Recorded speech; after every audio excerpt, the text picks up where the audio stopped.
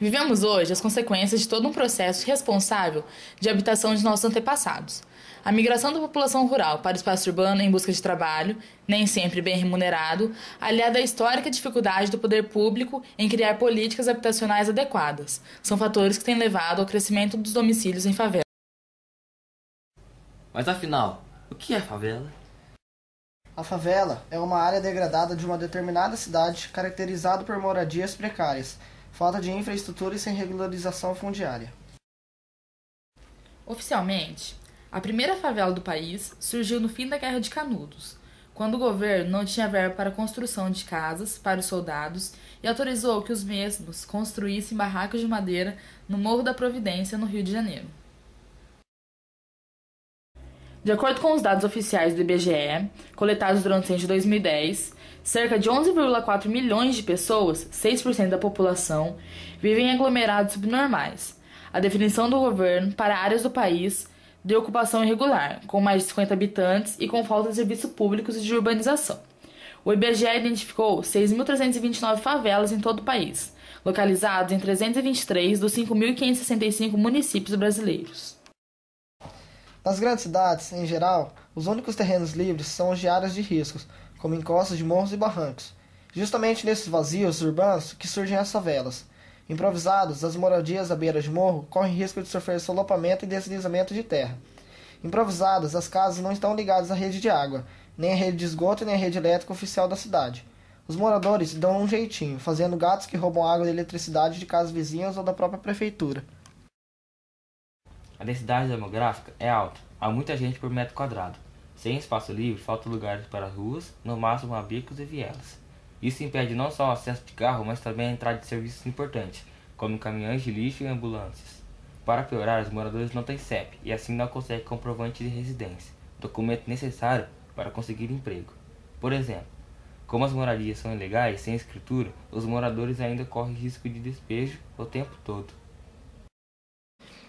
E em busca de melhorias nesse quadro, surge um movimento de caráter social, político e popular, o MTST, Movimento dos Trabalhadores Sem Teto. Antes de conhecer melhor as ações e reivindicações desse grupo, é importante não confundi-lo com o MST. MST, Movimento do Sem Terra, defende a reforma agrária, isto é, reivindica a redistribuição de terras e reforma agrícola. MTST, Movimento dos Trabalhadores Sem Teto, reivindica reformas que garantam moradias dignas a todos os cidadãos. Esse movimento surgiu em 1997, da necessidade de organizar a reforma urbana e garantir moradia a todos os cidadãos, além de lutar por um modelo de cidade mais justa. Está organizado nos estados Rio de Janeiro, São Paulo, Minas Gerais, Distrito Federal, Amazonas, Roraima, Pará e Pernambuco.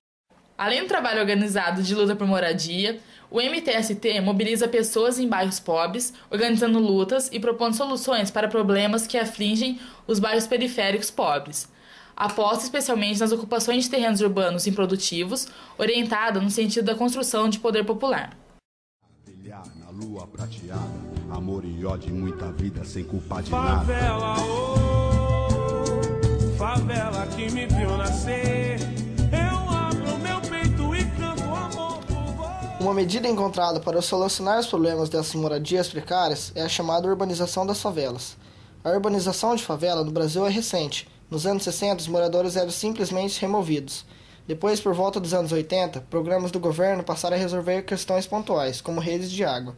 Hoje, os projetos incluem não só infraestrutura, mas também a melhora na qualidade de vida.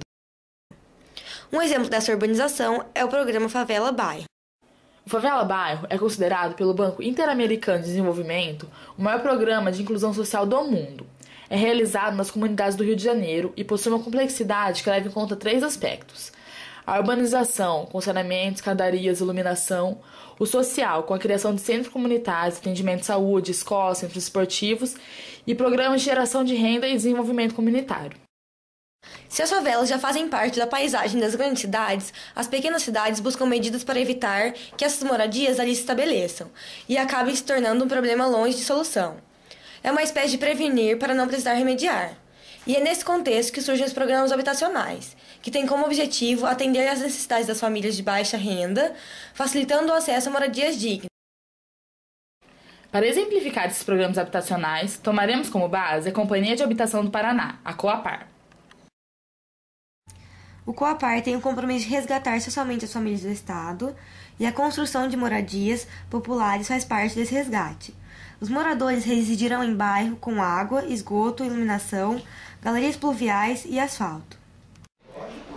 Como que funciona a parte de casas de moradias populares? O município vê a necessidade dos moradores, pede uma verba para o governo do estado ou então para o governo federal, vem a autorização para que seja feita o projeto e aí começa a parte da prefeitura. O que a prefeitura faz? A prefeitura adquire o terreno onde vão ser feitas as casas, certo?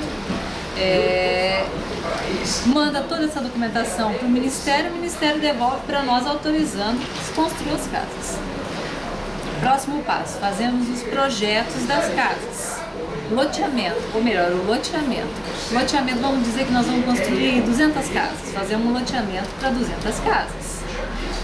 Geralmente, o próprio órgão, COAPAR ou Caixa, eles já têm o modelo padrão de casa, certo? Então vem o modelo padrão, a prefeitura simplesmente orça quanto que vai ficar cada casa, tá? E faz o projeto do pavimentação, galeria, meio-fio, águas pluviais, rede de água, rede de esgoto, manda tudo para o Ministério. A hora que o Ministério aprova tudo isso, certo? Aí é feito um cadastro das famílias que têm a necessidade de utilizar essas moradias, certo? Geralmente essas moradias, algumas foi a quase custo zero e algumas hoje é financiada. Então os valores eu não sei falar, mas é bem baixo o custo, é bem baixo, coisa de 200, 300 reais no máximo, parcela mensal, essas que é da COAPAR. Depois é feito o cadastro das famílias, como a quantidade de salário que eles gastam, essa parte já não pertence à minha engenharia, já é a parte social que faz. É feito o cadastro de todas as famílias e escolhidas quais as famílias que podem ser beneficiadas, que têm o poder, que podem pagar e que recebem só até aquele valor, porque também se tiver um salário alto não pode pegar casa. Feito isso, começa a construção da casa, é feita uma licitação, certo? Da licitação é tirada a construtora que vai construir as casas, a construtora vem, implanta no local, começa a construção, termina a construção das casas, faz toda a infraestrutura, rede de água, como já disse, rede de esgoto, e novamente, já feito o cadastro dos mutuários, é feito o contrato com eles, terminou a obra, entregue.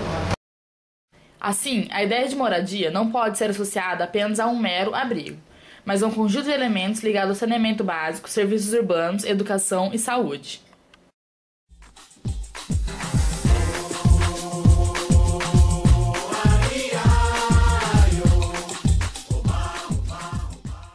Destaca-se, então, que o direito à moradia adequada é um direito humano universal, aceito e aplicável em todas as partes do mundo, garantido pela Declaração Universal dos Direitos Humanos.